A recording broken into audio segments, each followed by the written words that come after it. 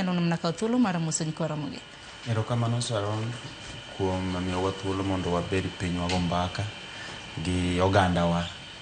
Mokwongo gi nyinga luonga ni Jared Oyie. Am ja ODM Youth League, an achiel kuom vijende mantie party and leadership. Kawuono an delegate kendo an aspirant bende amanyo telo mar vijende national level mar ODM. Mana Edward Senior kako wacho no bende wakwayo yiero dong mana wik achiel. Wakwayo kwe Kasipul, Ugunja gi areas mamoko modhi beti by election Kenya kai. Okwanyal wacho kapa kendisi ayo okwanyal wacho ni koro maybe ka boyde mano osababisha koko.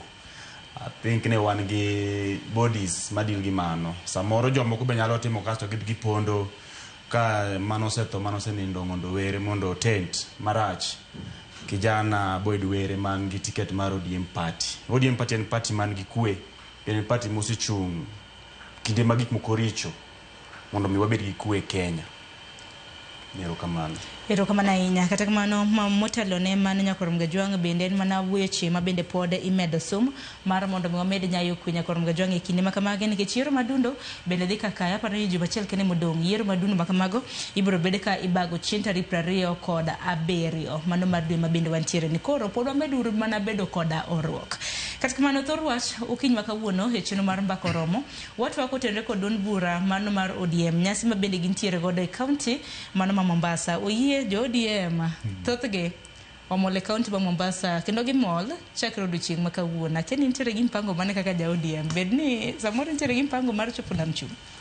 Wakawuono wacho ni the ODM nation tupatane Mombasa. En gima chenro nolosi koparo chien kacha chano bende itime dwe mar 10 to kuom mawi marach nen gima nochor mbele kaluwore gi tuo mar jakom to gi weche mamoko mane nitie e party. Koro nochore mbele nyaka koro kiny tarik 13, 14, 15 kendo 16. So the ODM te gi kukune gi jogi donjo Mombasa. Te joma donjo kawuono, te joma donjo kiny gokinyi, te joma wuotho gotieno otieno ma kawuono. Wacho Mombasa an gi chenro ma wan wadhi wuok kawuono gotieno mondo mi wachop Mombasa. To ODM maybe kanya wacho matin. ODM obedo formed 205 kaja class 3. Koro ODM wan wang'wa yie poyudo ODM. Sama ODM party mwang'eyo Luoland kata Kenya ka wang'eyo ODM. Wawacho ni party ma bro man all otego wa kizungu wacho ni that broke our political virginity en ODM party. Koro ngima waduto te wasebet kwa nge party mar ODM. Mar ariyo ODM kaka party ka anawacho ni kaja class 3 kawuono nyase tie kwa noko ka kendo amanyo telo bende mar vijende party mar ODM. ODM osechung motegno. I think opogore gi KANU nikech ne en gi telo kuom higni malach. ODM e party ma pani nigi misingi motegno minyal siem kendo minyal ne.